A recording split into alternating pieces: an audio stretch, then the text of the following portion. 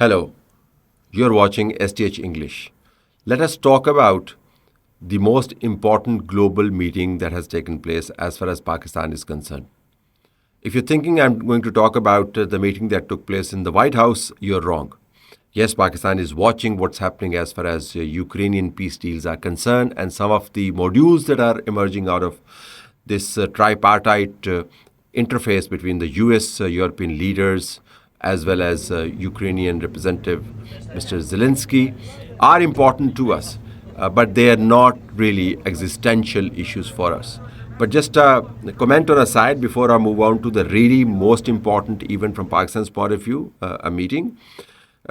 This deal will only come through if Zelensky agrees to a new map of Ukraine. Russia has not suffered so many losses, according to one estimate, in terms of casualties, wounded and dead included.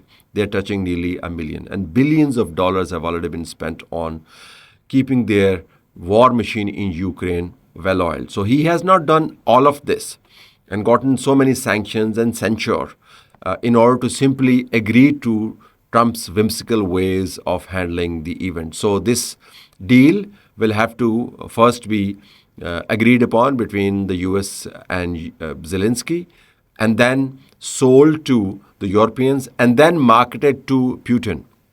Interestingly, Zelensky, despite its centrality and his newfound attention that he's getting from the Europeans and the Americans, is constitutionally not entitled to change Ukraine's border.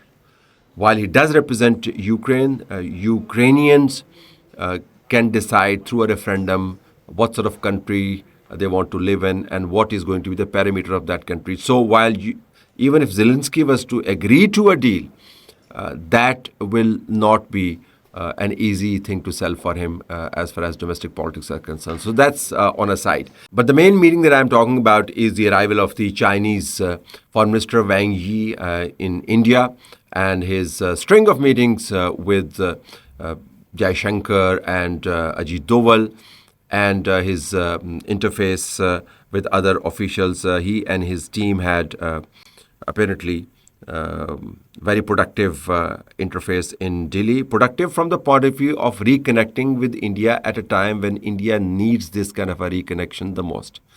But hats off to the Chinese way of handling things. They know what their strategic goal is, and they know how to get there. And this does not involve BrahMos missiles and chest thumping and war bugling and making mountains out of little molehills and telling their opponents how weak you are and how bad you are, and we are going to quash you. None of that. It's very cool. It's very calm. It's based on mutual respect. It's based on non-acrimonious dialogue. So Chinese have moved hook, line, and sinker towards Delhi in terms of engagement. The thing that has come out of from this meeting so far, the operative part is the idea that Delhi is now proposing to the Chinese that we are not really competitors. Well, we are competitors, but we are not confrontationist competitors. We can complement each other's competition and be in a position of mutual benefit. So from threatening to take on China kinetically, technologically, economically, India is now talking about more accommodation, more coexistence, and more complementarity, and basing their competition on complementarity rather than confrontation. So that's the message that is coming out of Delhi as far as China is concerned. Chinese, frankly, will not be bothered about engaging with India because they want, number one, stability around their big project, which is CPEC, and also One Belt, One Road expansion of trade and economic sphere across the world.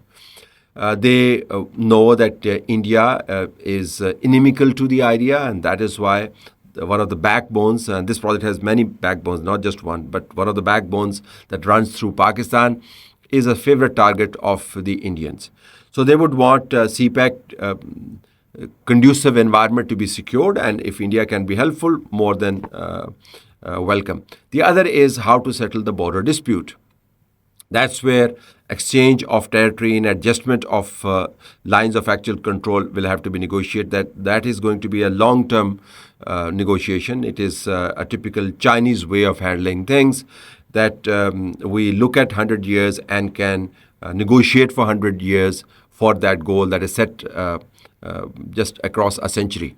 For them, a century is just across. For other countries, the immediacy takes hold. So Chinese can reach their goal set 100 years from now, metaphorically speaking, and negotiate for it for 100 years. So Chinese won't mind doing that as far as the table is set out and they are negotiating the border dispute. Chinese would also want India and Chinese trade to go up.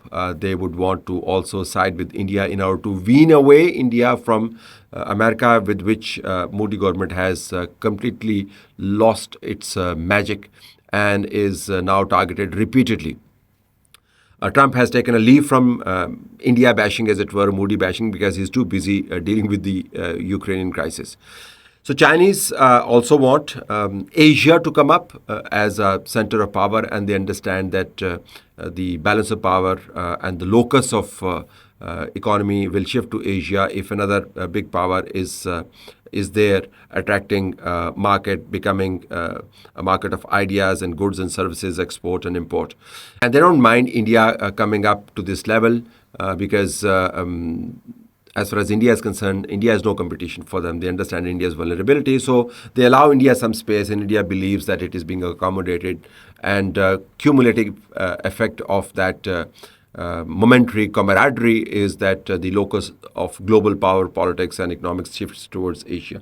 So for Chinese, and I can keep on quoting examples, for Chinese, really it's a win-win situation. What does it mean for Pakistan? As I have told you previously, Pakistan will be delighted to see India-China thaw, because we understand that China's investment and China's bonding with Pakistan is unique. So Indo-China thaw and re-engagement is not going to come at the cost of Pakistan's bonding with China.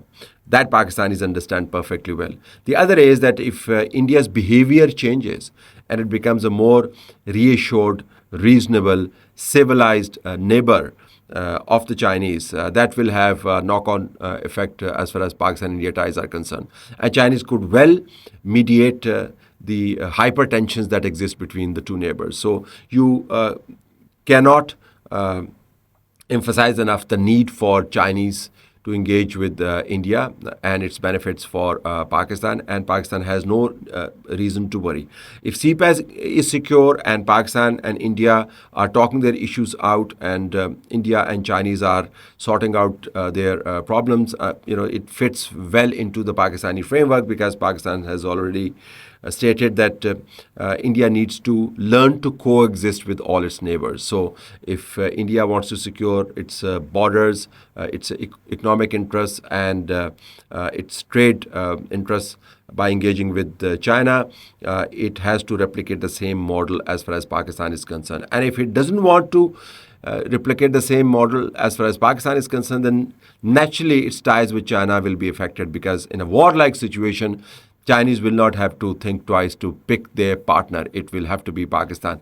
But at the same time, Pakistan needs to understand that the world is moving from simple silos into a more complex domain, where your best friend can engage with your worst enemy and still try to create a balance. And Chinese have also understood that Pakistan moving closer to the US is not coming at the cost of Sino-Pakistan ties, but at the same time, Pakistan is moving closer to their biggest competitor at the global level, and yet stays engaged with China.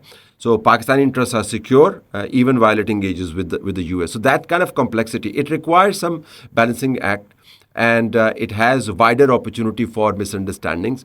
But as far as the present context is concerned, the Chinese re-engaging with the Indians, or conversely, and more accurately, Indians re-engaging with the Chinese at this critical juncture in our history is good news for the whole region, and also of benefit to Pakistan. Pakistan has nothing to worry. but it has to fine tune its diplomacy because the world is not as simple as it used to be.